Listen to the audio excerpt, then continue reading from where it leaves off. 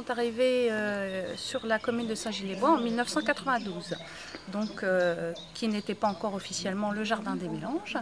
Ils ont commencé par défricher plusieurs endroits, découvrir le terrain, devant, derrière. Ma maman était passionnée de jardin déjà, et je crois qu'elle a trouvé ici de quoi réaliser un grand rêve et un grand jardin. On a défriché tout d'abord, des années de ronces, plus de 25 ans de friche sur le terrain. Donc ça laisse du travail pendant au moins 2 ou 3 ans, rien qu'en défrichage, strictement sans aucun matériel agricole. On a retrouvé des arbres fruitiers à certains endroits du jardin. Donc on s'est posé la question que les anciens avaient bien dû mettre des arbres fruitiers à tel endroit parce que le terrain était propice. Donc on a remis à ces endroits-là tout ce qui va être le verger maintenant. On trouve plusieurs structures différentes dans le jardin, potager, jardin des simples, prairies, sous-bois, bord de rivière. Et tout ça a été créé au fur et à mesure pendant une dizaine d'années.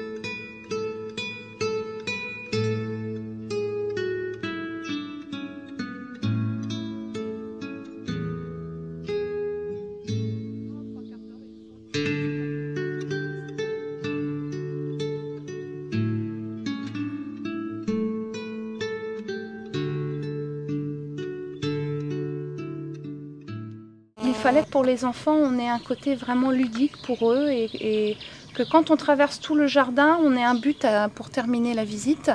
Ils se souviennent beaucoup plus facilement d'une plante si on leur met un côté rigolo avec. Ou alors un côté un petit peu effrayant. Mais bon, on leur dit que nous, on a une sorcière qui est très très gentille. Donc là, on a sa salle de bain.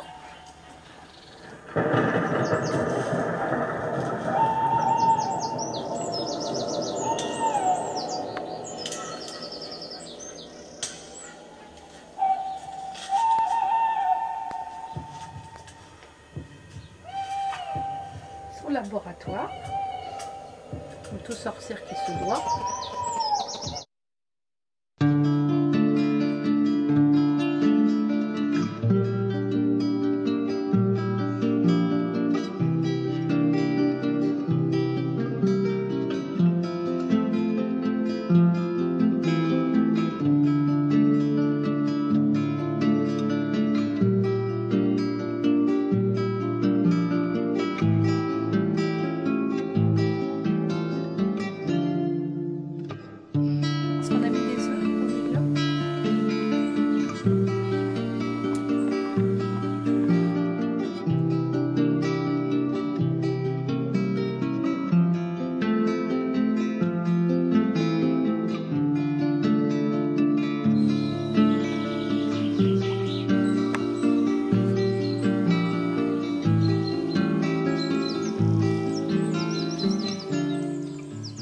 La prêle plumeau, qui est une prêle sauvage qu'on trouve très régulièrement au bord de ruisseaux. Un excellent engrais vert.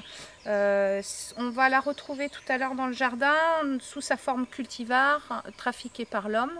Donc celle-ci, c'est la sauvageonne. C'est une des plantes les plus vieilles au monde répertoriées puisqu'on l'a retrouvée avec des restes de dinosaures.